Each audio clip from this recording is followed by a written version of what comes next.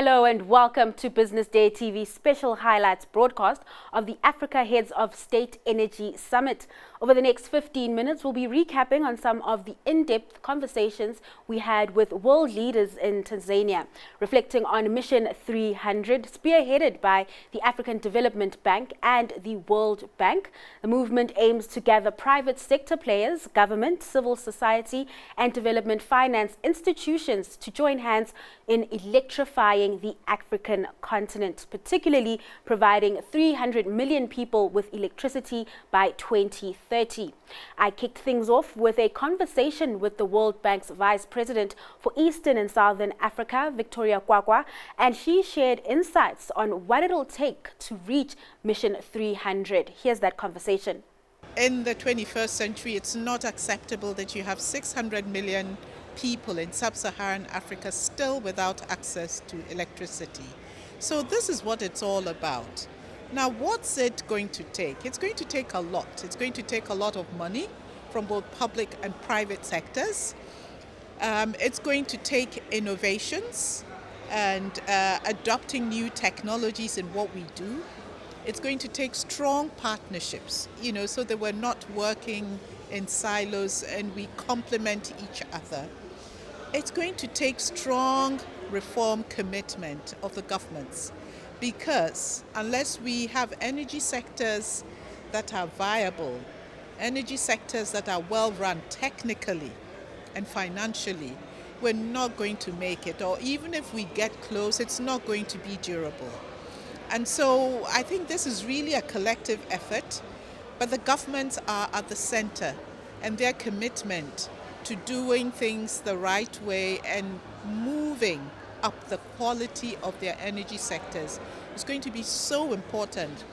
First, to mobilize private resources, which need to come in big time. Also, for them, their own ability to deliver the services, So on our side, just in terms of the volumes that we're thinking about between now and 2030, we're thinking about $30 billion in resources that we will bring, a lot of it concessional resources. So we're excited about it. It's not going to be easy, it's not going to be straightforward, but we have to stick with it and to make sure that we get there. You mentioned something important here, collaboration among governments, because of course this is a mission for African countries as a whole and not one particular region or country, right? We do know that the regulatory environment sometimes proves to be difficult. How can we then perhaps mitigate risks like that when working with different regions and different governments? Look, I think first of all, internally, governments have to be committed at the national level to what they need to do. But we've also realized that regional power trade is going to be an important element of the solution.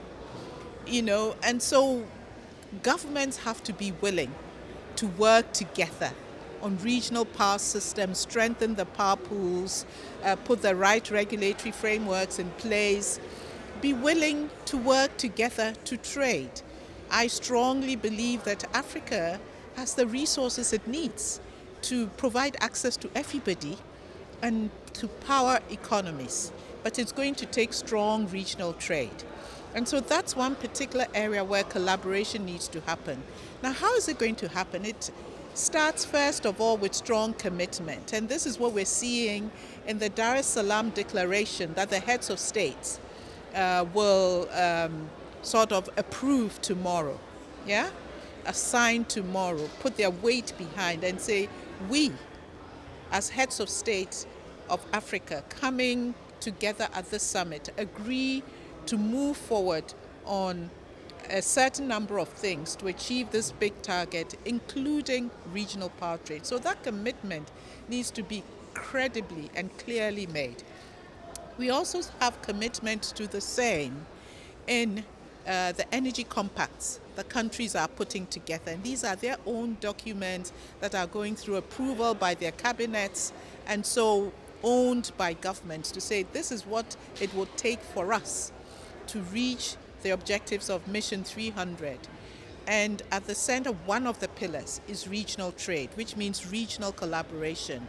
So that provides the basis and the platform for us as partners to come together and to work with the governments to help them do it. That was Victoria Kwakwa from the World Bank. Now, the International Finance Corporation is working closely with the private sector when it comes to gathering funds to support Mission 300. And I spoke to the firm's director for infrastructure and natural resources, Savesh Suri, and he confirmed that the Energy Summit is not just a talk shop. The summit has been a huge success because the summit, look at it as a beginning. This is where 12 country governments from all over Africa have come together, and they've really shared their business plans on how they are going to create the framework, the right regulatory framework for investors to come in, and for private sector investors to come in and invest in a big way in all parts of the value chain. In the distributed renewable energy, which is really taking off, and we want to accelerate it further in Africa, but also in generation and in transmission and distribution. I was moderating a panel where the government of Zambia launched their initiative. In order to achieve SDG 7 in Zambia, the government talked about the reforms, and based on that, they said that by 2030, they would need $10 billion of investment from the private sector. And just in the private sector discussion right after that, based on the reforms that were said, several of our private sector investors stood up and they pledged significant amount of billions of dollars of support for investments into the country. But this is just the beginning. I think we need to walk the talk, as you said. We need to make sure that all the country governments, what they're pledging here, will continue with the reforms that will really unleash private investments in a much bigger way going forward. We all need to work together to achieve Mission 300. I think you touched on really important things there, issues around reforms and regulation, issues around collaboration, and as well as private sector coming to the party. Let's start with private sector, right? Is there appetite? Are we seeing the private sector players actually pledging, as we are seeing the development finance institutions pledging finance to support this project? Absolutely, and the success of the summit here is not only that we have more than 25 heads of state that are coming together, more than 50 plus ministers of finance, energy, but also some of the largest investors in the private sector space, not only globally, but also regionally and domestic countries as well in Africa. If you look, we had the CEO of Total Total Energy here. We had the CEO of some of the largest investors, such as Scatec. We had the CEOs of Masdar and EMEA from the Middle East here. We had several top ranking officials across the globe here in the country. And several of them are already operating and investing billions of dollars in some of the most tough markets in Africa. But each one of them is really, they came and complemented us and the World Bank Group and the African Development Bank on the promises that the governments are making on reforms, because they see unleashing huge investments going forward because of that. So reforms, change in regulation, change in red tape, right? Is that happening fast enough? This is the ambition that we have, that reforms and red tape need to take place at a much more accelerated pace for private sector investors to come in a much bigger way than today.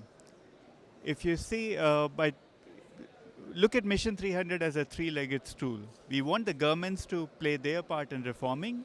We want development partners such as the World Bank Group, such as African Development Bank, but also bilaterals, government supports, to come in and pledge their investments in a much bigger way.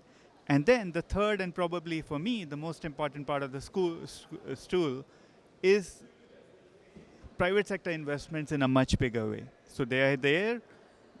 We want to support much more investments going forward. That was Savesh Suri from the IFC. In my conversation with Suri, he highlighted that more needs to be done to increase access to electricity in Africa. One way of doing this is through private-public partnerships. I caught up with Barrick Gold's CEO and President, Mark Bristow, and he shared analysis on collaboration in the mining industry, a sector that heavily relies on electricity to function. Here's what he had to say. The whole concept of this summit is about uplifting people out of poverty and reaching into the communities. And that's exactly what mining brings. It brings not only mining, but infrastructure, employment. And so there's a natural partnership here. And as you know, Barrick's relationship with Tanzania goes a long way back.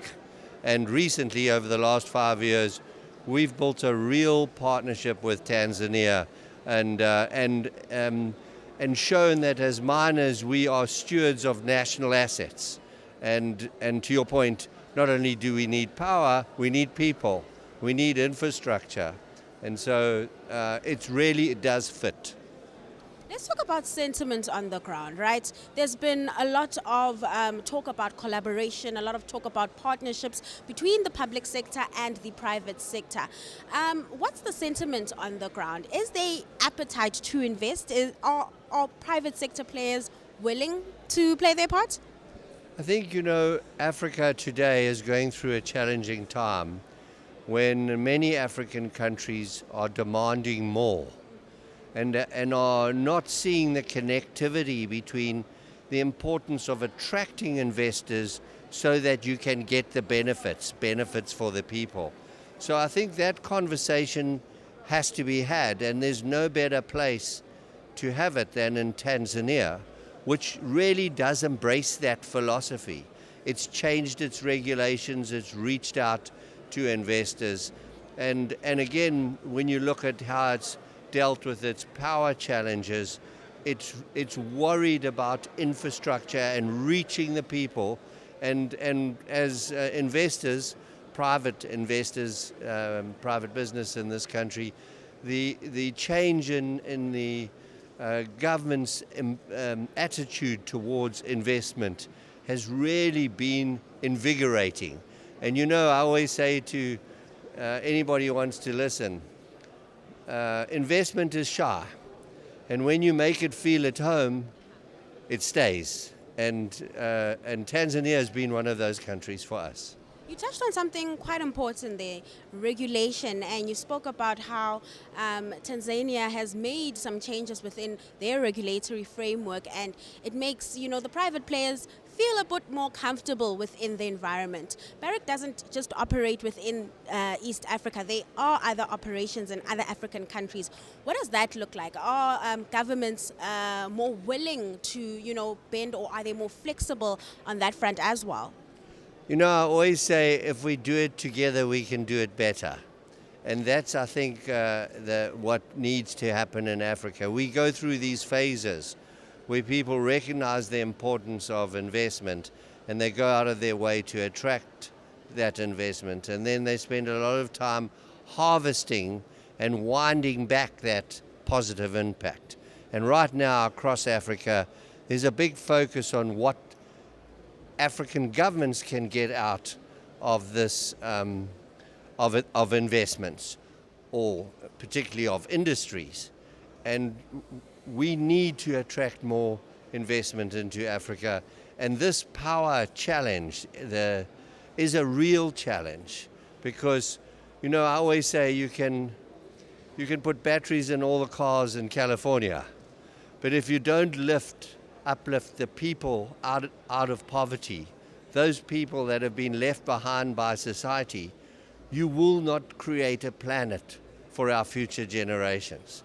And so it is about public-private partnership.